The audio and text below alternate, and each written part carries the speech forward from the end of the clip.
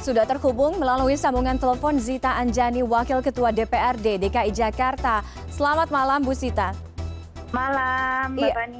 Terima kasih Bu Zita. Bu Zita, bagaimana hasil rapat yang tadi siang mempertemukan antara Dinas Pendidikan DKI Jakarta dengan para orang tua terkait dengan kekecewaan orang tua kemarin yang memprotes bahwa jalur PPDB ini tidak relevan, dianggap tidak relevan?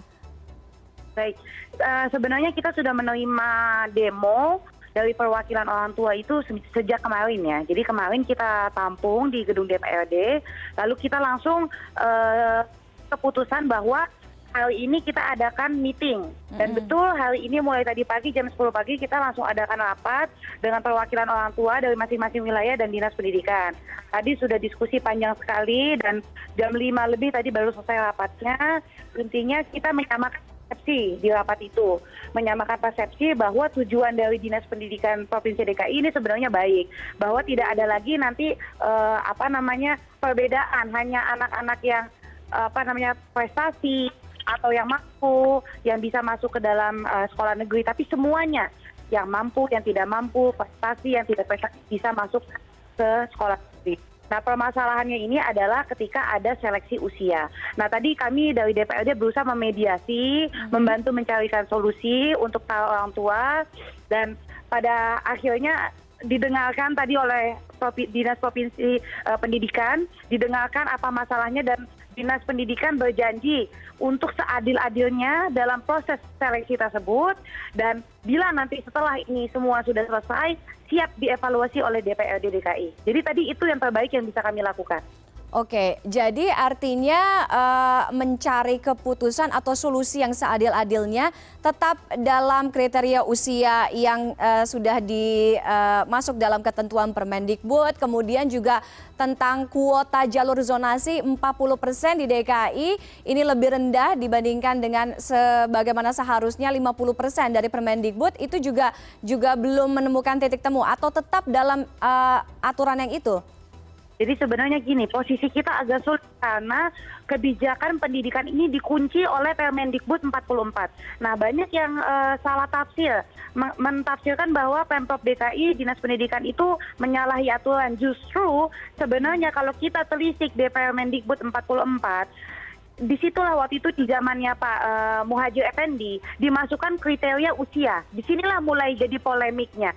Ketika usia ini dimasukkan ke dalam kriterianya, lalu diadopsi di berbagai macam provinsi, dan mulai sebenarnya polemik ini bukan hanya di DKI Jakarta, tetapi di provinsi-provinsi lain juga ada. Mengapa? Karena usia ini yang menjadi tolak ukurnya itu. Jadi tadi kita sudah berdebat panjang lebar, jadi dari kami juga wakil rakyat di Provinsi DKI memfasilitasi, panjang sekali kami berbicara, dan pada akhirnya ya tadi kami akan sama-sama mengawasi. Dinas Pendidikan berjanji bahwa ini akan transparan, seadil mungkin ya, dan juga masih perlu diingat masih ada jalur prestasi. Jadi buat anak-anak yang betul-betul cerdas, yang punya nilai baik, itu tidak dilihat dari usia karena ada jalur prestasi 25%. Selain zonasi 40%, ada jalur prestasi. Besok ini yang buka zonasi. Habis zonasi, kalau ditolak zonasi masih ada prestasi.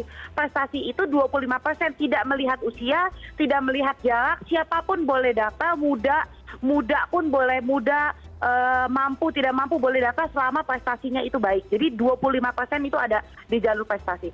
Justru sebenarnya baik Dinas Pendidikan ini karena ada jalur prestasi tadi khusus untuk yang anak-anak yang cerdas, dan tidak ada usia, tidak ada jarak gitu, boleh siapapun.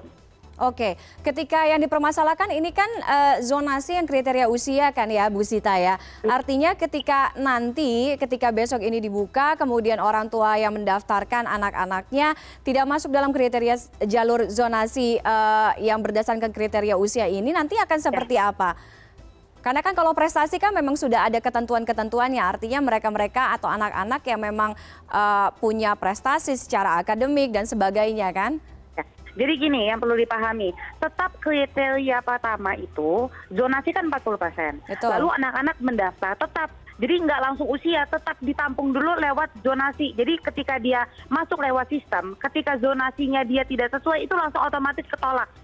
Jadi setelah zonasi baru masuk ke usia. Jadi sebenarnya seperti itu gitu loh. Dan tadi juga dipresentasikan oleh Dinas Pendidikan, memang ada yang usia-usia tua ya, tapi tidak banyak gitu. Jadi memang rata gitu, ada yang muda, ada yang sedang, ada yang tua juga ada.